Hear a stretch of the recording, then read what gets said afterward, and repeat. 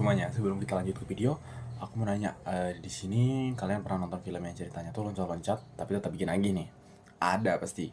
Nah, salah satunya tuh di Pulp Fiction. Jadi di film ini tuh ceritanya tuh kita bisa bilang acak-acak atau tidak teratur, tapi tetap nyambung satu sama lain. Film ini tuh masuk ke dalam salah satu film tahun 19-an. Jadi film ini disutradarai oleh Quentin Tarantino, dan di video ini aku bakal bahas gimana film ini pakai principles of film form, sinopsis sama plot. Jadi kalau kita bahas secara singkat, film ini tuh nyeritain beberapa karakter ikonik kayak Vincent Vega, Jules, sama Butch yang hidupnya tuh sebenarnya saling terhubung dalam dunia bawah atau dunia kriminal.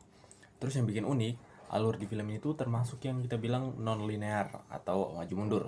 Jadi kalian kalau nonton film itu nggak bakal dikasih cerita dari awal sampai ke akhir secara urut. Tapi justru dari situ, film ini tuh nunjukin soal discontinuity. Jadi di strukturnya ini, mereka tuh punya satu kesatuan masing-masing, karena semua cerita tuh akhirnya tuh pasti bakal saling terhubung. Karakter di film ini tuh juga punya peran yang kuat, misalnya kayak Vincent sama Jules. Mereka bukan cuma membunuh bayaran biasa, tapi mereka juga bisa jadi civilian, si punya percakapan random, misalnya kayak soal makanan, kayak di sini nih. Some bacon?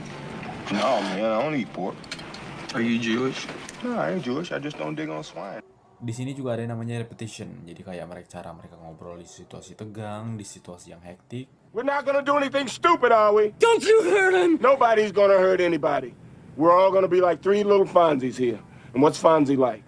Untuk development itu ada di kebanyakan di karakter Jules. Kenapa? Karena Jules di sini digambarkan sebagai karakter yang dulunya tuh kejam, darah dingin, dan tidak menghargai nyawa. This thing with this intentions, really. I never.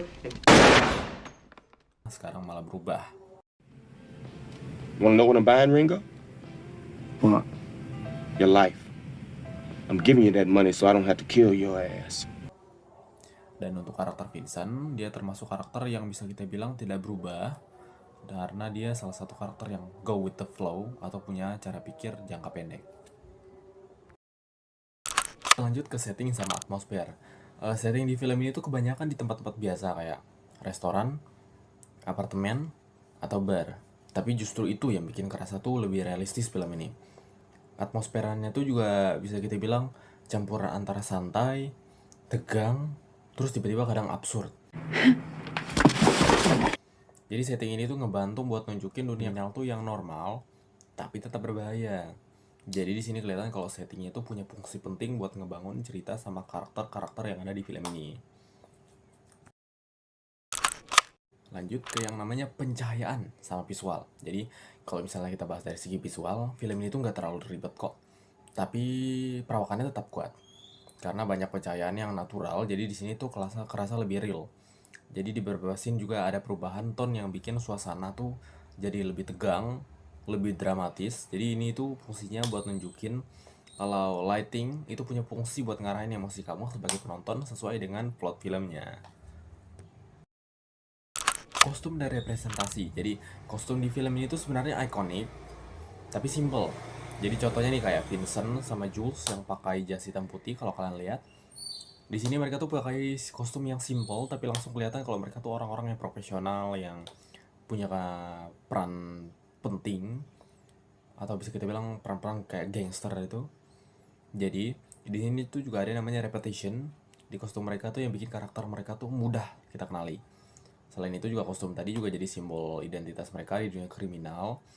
Untuk kostum-kostum karakter lain sebenarnya simple kayak NPC biasa, tapi tetap di sini karakter-karakter itu punya poin atau bisa kita bilang peran yang sangat-sangat penting dalam film ini.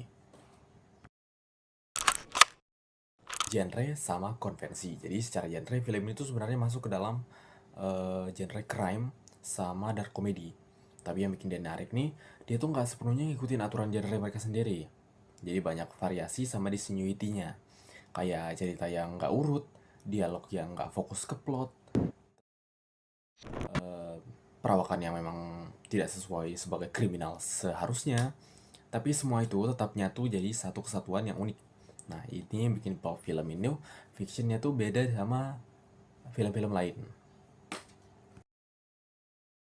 Untuk kesimpulannya, walaupun Pulp Fiction ini kelihatannya tuh random, berantakan, tidak teratur, tidak terstruktur, tidak beraturan, Sebenarnya semua elemen di film ini tuh saling terhubung. Dari mulai plot, terus karakter, sampai ke visual. Semuanya tuh punya fungsi, terus ikut ngebangun cerita di film ini. Film ini tuh bisa kita bilang salah satu film yang ngebuktiin kalau sesuatu yang kelihatan chaos itu bisa tetap punya satu kesatuan kalau disusunnya secara tepat. Jadi makanya film ini tuh jadi salah satu film paling berpengaruh dari tahun 19 sampai tahun 20-an ini.